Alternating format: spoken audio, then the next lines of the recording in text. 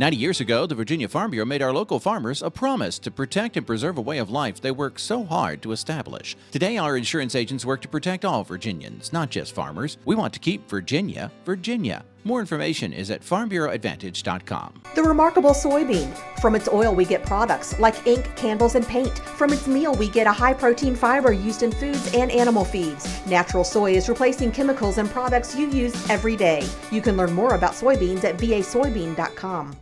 Horses are natural in Virginia.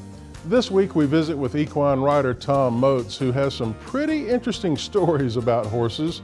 Amy Rocher will visit with Tom and his horse Chief during Ag Insights. We also have a report this week about promoting Virginia-grown peanuts, plus some tips on operating a hobby greenhouse. Those stories and more on this episode of Virginia Farming. I'm Jeff Ishii.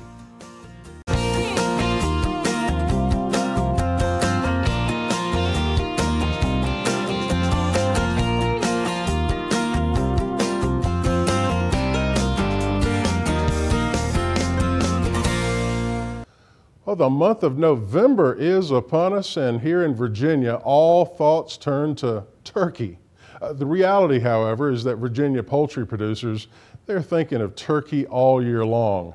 According to a recent survey conducted by the U.S. Department of Agriculture, turkey production in Virginia is expected to be down somewhat this year at 17 million birds.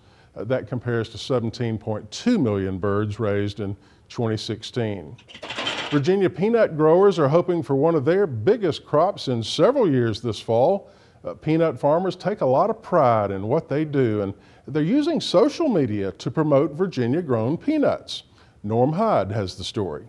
Peanuts are grown in 8 communities in southeast Virginia where the soil and climate are just right for the extra-large kernel that makes for a perfect Virginia-style peanut. The roots of the peanut industry run deep here, and another generation of growers is digging in. I grew up on a farm, and I've enjoyed those experiences from a child all the way up to the age of 26 where I am today. I guess for me, the reason that I wanted to come back to the farm is I see a lot of opportunity in agriculture. For a young person like myself, there's not that many young people coming back to it. Agriculture is a profitable business venture. It's not the easiest way to make a profit, but there's a way to stay in business if you're willing to give it a shot. Wesley Drake is a 6th-generation peanut grower who's active in both state and national promotion programs for peanuts. The Virginia peanut, in fact, is world-renowned for its size and quality. He believes the best way to improve his bottom line is to promote the delicious food both here and abroad. On the world market, American-grown peanuts are very attractive, not only for their price, but for their food safety aspect as well, because we grow them better in America than anywhere else. But we've been able to open up some markets in China, and we're working to open up some other markets in foreign countries, especially in the Pacific. Drake says the National Peanut Board has traditionally focused on print advertising, billboards, and media visits to promote the peanut. Now they have a powerful new tool that he enjoys using, social media. Sometimes it can be something just as simple as coming out in the field and taking a picture and just saying, you know, the crop looks good. Or sometimes it could be a field activity that we're doing, such as planting, spraying, or harvesting, with a little caption about, you know, what it is that we're doing at the time. My favorite posts of all are from the seat of the tractor, where they can see exactly what I can see, and it puts people in a very unique perspective that without social media, I don't think they'd be able to experience those things. Drake also helps with more traditional promotions like Peanut Night at the Richmond Flying Squirrels baseball game, or visiting festivals, the Richmond Raceway, and the State Fair of Virginia. In Emporia, Virginia, I'm Norm Hyde. Thank you, Norm, for that report. Well, make no mistake about it, we have a lot of equine enthusiasts in Virginia. Tom Moats is a writer who specializes in equine topics. He recently visited with our own Amy Rocher. That conversation is coming up next during Ag Insights.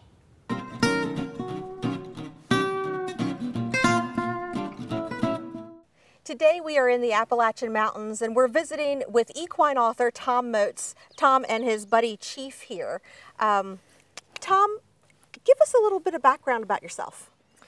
Well, Amy, I'm an equestrian author and journalist and also a horseman. I write books. I've got quite a few books out, and I also work for most of the major horse magazines in this country and a couple overseas in England and Australia as well. I was a writer, and I was obsessed with writing. Then I got obsessed with horses in my 30s, so I started later in life than some people. And now the horse obsession met the writing obsession, and that was really when the writing career kind of took off for me. Is your background horses? Did you grow up on a farm? I grew up on a dairy farm, so if anything, my background is cattle. Okay. But I did not have a background in horses. I had fed some along the way. I had ridden a couple times. And as my first book, which is called Discovering Natural Horsemanship, it begins with this ad in the paper that my wife saw, quarter horse Amish trained. And that's a horse that we ended up bringing here. I'd been married for a decade when that happened. And so we brought that horse home. That horse's name is Niji. He's still here with us. And that kind of was the beginning of the horse thing for me. So what publications do you write for?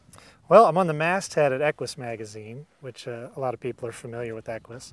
I contribute all the time to a really cool magazine called Eclectic Horseman. It's a magazine put out in Colorado. It's a subscriber-based magazine. And what I like about it so much is it's not really a glossy magazine. It's a magazine that's dedicated to people trying to improve their horsemanship. So there's a lot of information and material that gets in there that's, you know, maybe not as sexy as it would be in some other magazines. I also write for the American Quarter Horse Association magazine. So America's Horse, the membership magazine, the American Quarter Horse Journal. I'm frequently in those and really enjoy quarter horses, so that's just one of my loves.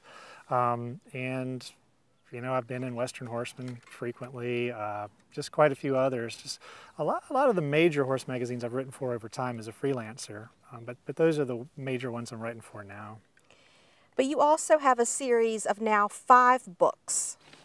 What is that series about? All right, I've got a total of 7 horse books out and a series of 5 that's sort of my best known work.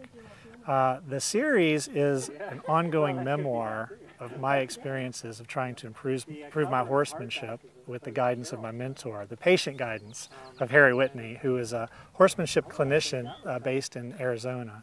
Harry's been traveling for about 3 decades, and so the horsemanship that I've learned really has come directly from his teaching, and then I've put that into practice and, you know, basically ended up with more wrecks, more questions, things like that. And more experimentation. So as I've gone through that, I've put that down honestly on the page for other people to read, and you know, so it's kind of the books I wish I could have read when I started out and when I was at different points along the journey. You know, just try to be real honest about the difficulties, and each chapter is kind of a lesson. So you pick up in the beginning, and there'll be a wreck or some trouble that I had, and then how I got that sorted out, or maybe sometimes didn't get it sorted out, but how I improved my horsemanship, picked up another tool for the toolbox of horsemanship.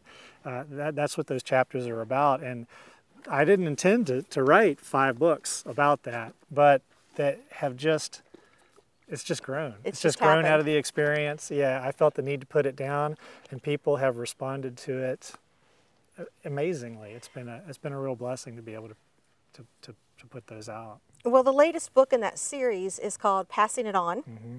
What's that one deal with in particular? Well, somewhere along the line I got to the point where people started asking me questions about their horses here locally, and I started working more and more, so I finally started doing that as sort of a side business, you know, going out and helping people with their horsemanship. I do some day clinics around Southwest Virginia here. And that book is called Passing It On because it's about the point in my experience with horses that I realized I could pass some of this knowledge on to other people. I mean, I always kind of thought of myself just as learning about horsemanship, and I still feel that way. But, you know, I realize now that, you know, I have so much to give back to other folks. So that book is really about my experience of starting to give back and what's involved with that.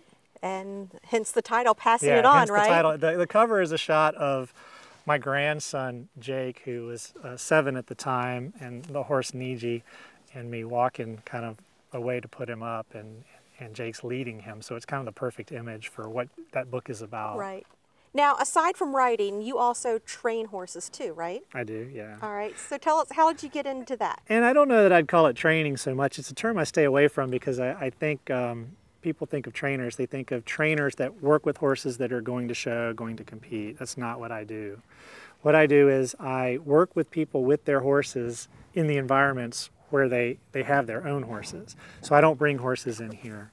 And what I think I do is I help people with the relationships with their horses.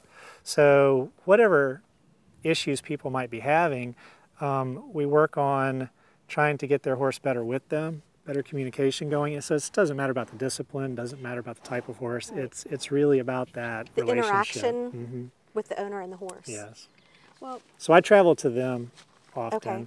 Instead of people coming here. You know, I'll do clinic days. There are groups of people that get 4 or 5 horses together, and we'll go out and make a day of it at a place that's maybe a 2-hour drive from me, something like that. right, and then people come to you that way. Yeah. That's interesting. So is working these horses a constant learning experience for you? Yeah, absolutely it is. I don't go out and work with other folks and their horses that I don't learn something new, see something maybe I knew one way that presents slightly differently, you know, and so I'm always growing as a horseman. And I think with horses, there's so much in there that is a potential. How do I say this? You know, we don't really teach horses things. We unlock the ability for things horses can do to be done with people, right? We don't So we teach. can kind of understand the way they think a little bit, maybe? Yes, yeah, maybe. For instance, you know, we talk about, teaching a horse flying lead changes.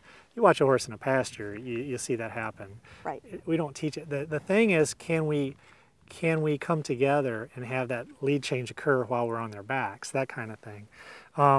All the things horses can do already exist within the horse. All the things people can do already, you know, with horses already exist within us. How do we bring that out? How do we get the horse to do it? And really a lot of what my learning is about is not even getting things going with the horse better, but getting them going where the horse can do them in a relaxed way.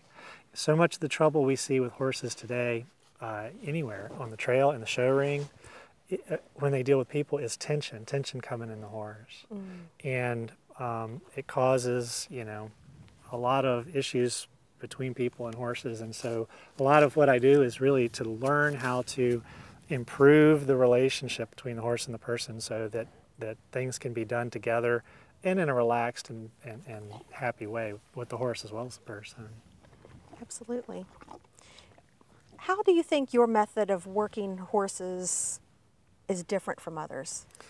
Well, the huge thing that is different, that is noticeably different is, and I get this from Harry Whitney, my mentor that I learned from, you know, this is straight Harry Whitney, is working with a horse's thought. The first book in the series is called A Horse's Thought for that very reason. I had a book before that called Discovering Natural Horsemanship, and that was really about just the very beginning when I first started learning about horses. And I don't consider it part of the series, although I think some people might. And in that book, I was going to all the different natural horsemanship people trying to figure out what was going on. And I was an equestrian journalist, so I had access to these people. I could interview all the guys on top. Everybody. Yeah. And in the course of doing what I call a roundtable discussion, where I'll take a topic and talk to a lot of different clinicians about it, it was actually about what they call picking up a soft feel in a horse. Is a term that gets kicked around a lot. And I spoke to Harry because a friend of mine had seen Harry's clinics. And it just was instant. It was so different to me. The way Harry took great care to try to explain to me, to choose terms, to try to talk to me about things. And he talked about a horse's thought, and I had not heard anyone address it that way before. And essentially, to put it in maybe a quick way to discuss it is, if you don't have the thought, well, you don't have the horse. And so many people want to address what the horse's body is doing. Well, if the horse is thinking about doing something, he'll he'll take his body himself and do that thing, right? Right. So if you want a horse to look off in one direction, you know, you should be able to just suggest that with a finger on the rein and the horse come through because he understands. We don't need increasingly aggressive bits. Right. You know, we don't need mechanical devices to make our horses acquiesce to our wishes, to be obedient. You know, what I want is a willing partner. And to get the horse's thought in line with mine, the rest kind of comes together easy. If the horse is thinking about going backwards when you ask him, he'll go backwards. I don't Right. have to get aggressive about that. Sure. Your books contain a lot of humor.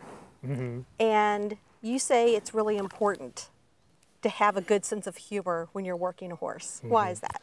Well, I think you'll find that the humor in the books a lot of times is me laughing at myself. and I think that's really it. If you get too serious trying to do something with your horse, it's easy to take things personally that you shouldn't. It's easy to get angry and bring emotions. And when people get angry at horses, horses really don't understand that. They, if anything, it makes them dubious of people. So if you can just step back and laugh at the situation, laugh at yourself. And I get letters from people and they say, thank you for writing these books.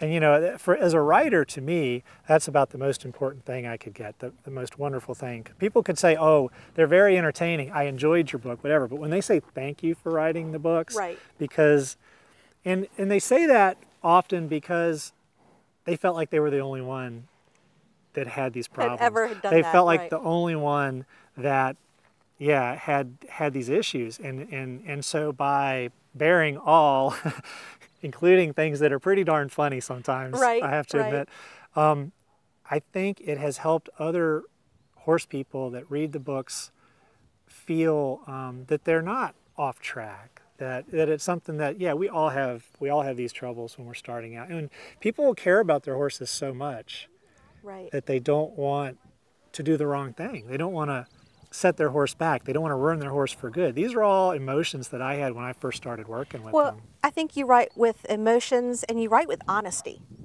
And I think people can much more relate to that than someone saying, oh, this is how you do it and never do this, always do Right. that. Well, Yeah, and when I first started publishing the books, I think there were no other books like that out there. There are plenty of books with people saying, this is my program, this is how you do this. My books are not how-tos Right. by any stretch of the imagination, but there are things that people can pick up both on the page and between the lines. You know, there are lessons in there. Every chapter is a lesson, but usually I'm the one trying to learn it. right. But And you the know reader that if comes you're trying to along. learn it, there's someone else out there who's doing the same thing. Yeah, and I've had wonderful emails from people and wonderful response from the books. It's just a blessing to be able to great. do that as a living. Well, if our viewers want to find your books, where do they find them? Well, the books are available anywhere that you buy books, Amazon.com, Barnes & Noble. They're also available through my website, tomotes.com. And also, the first book, A Horse's Thought, is available as an ebook. So that would be available at, in Kindle, at Barnes & Noble, on Nook, on Apple, all those places. But the other ones are not out yet. We hope to have them out soon as ebooks. Okay. Well, we'll keep an eye out for them. All right. Tom, thank you so much for having us up here today. It's been a pleasure. Well, Chief and I are glad y'all came, and we're glad it was such a beautiful day. Thank you for coming. We'll be right back.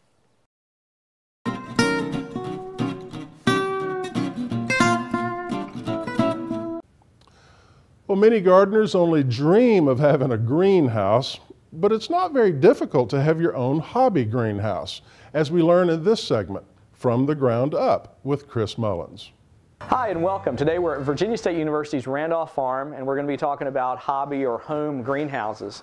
Now many of you might think this time of the year it's cool outside, I can't do anything in my garden, but you certainly could be in a greenhouse working. It's no better place in the wintertime than being in a greenhouse in my opinion. Lots of things you can do with a hobby greenhouse. Many of you might have cold frames now, and this would be definitely a step up, where you'd be able to maybe grow your transplants if you have a vegetable garden, You'd be able to start transplants in here earlier.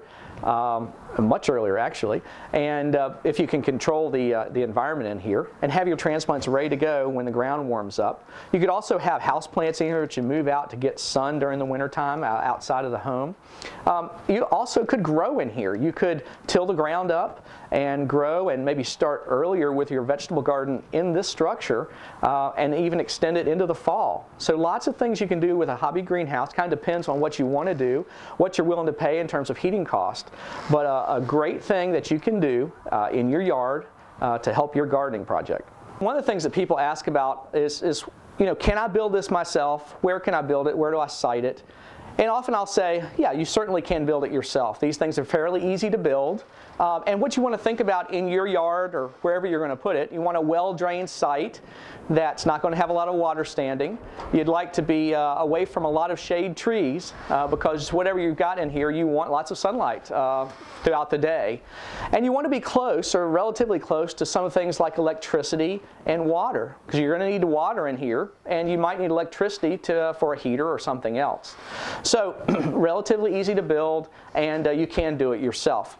People will also ask, well, how much does it cost? I mean, are they very expensive?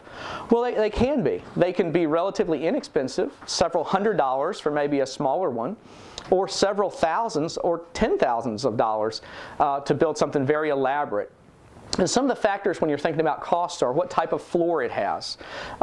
This particular one that we're standing in right now is not completely finished. We just have a ground floor, but we're going to be putting ground cover over top of that and then putting river rock or stone in here as something to walk on. Sometimes people will pour concrete and put concrete down, and that can be very expensive. So the floor is one thing. The sheathing, the material that's on the outside, it can be a few different things. It can be polycarbonate like you see here, which is a hard plastic material. It insulates fairly well, and it's probably one of the most common types of covering that you'll see for a hobby greenhouse. You can also have plastic and glass, but those have a little more expense and a little more issues. So polycarbonate is a really good one. It comes in panels and it can easily be slid in here, and it helps with construction ease. Some of the other things that you have to think about with a greenhouse: how do I heat it? How do I cool it? Because even on a winter day, if it's bright and sunny outside, you're going to get pretty warm in here. So we have vents in here. We have vents in the roof that open up automatically. These can be bought. They don't have to require electricity, and they will open at a certain set point of temperature. So if it gets too hot, they open up. We also in here have a small vent or opening, and this vent can be manually opened. You could also hook it up to something automatic. So what happens is, as you've got vents in the roof and you've got vents on the side, you create a chimney effect which really cools the whole structure down. You can also put a heater in here, because at night it gets cold, and if you've got your transplants in here and it's in the 30s or 40s outside, you're going to need to heat it. Most of the time, with a small hobby greenhouse, people will put an electric type heater, and you can find these all over the place now at home improvement warehouses and big box retailers where you can, they've got thermostats on them. Another thing you could do is heat with propane and have a really nice unit heater that's exhausted to the outside, but that's going to be a little bit more expense. Always remember to check with your locality, your city or your county government, to see if there's any special building regulations that you have to build a hobby greenhouse. There might be some rules and things that you need to follow, and you might need to be able to get a permit in order to build it. So just always check with them first. One last tip that you need to think about when you are building a structure like this, think about size, and I'm going to tell you, you will always need more space. You'll always outgrow the space that you plan on. So try to build a little bit more always. It's a little easier to do that at the beginning, up front, than it is to add on to longer. Well, for more information about greenhouses, hobby greenhouses, contact your local county extension office and ask a master gardener. For From the Ground Up, I'm Chris Mullins. We'll see you next time. Our pearl of wisdom this week is from Thomas Jefferson, who was not only one of the fathers of our great nation, he was also a Virginia farmer. It was Thomas Jefferson who said, "Agriculture is our wisest pursuit because it will, in the end, contribute most to real wealth, good morals, and happiness." That does it for our show this week. Have a great week, everyone. I'm Jeff Ishii for Virginia Farming. And now for your Ag Trivia question of the week. The answer when we return.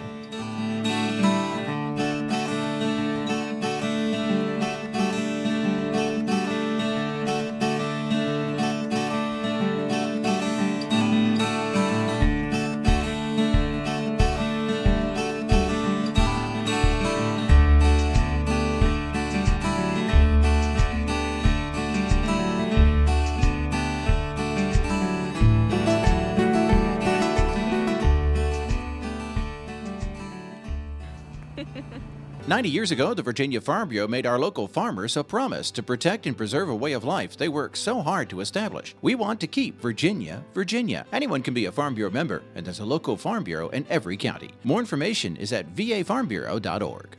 Virginia soybean farmers are hard at work growing soybeans to produce products you use every day. Candles, soaps, even crayons can be made from soybeans. Remember, when you buy soy, you're helping to support American jobs, the economy, and our nation's energy security. And now the answer to your trivia question of the week. It was in 1982 that the Virginia General Assembly adopted milk as the official beverage of Virginia.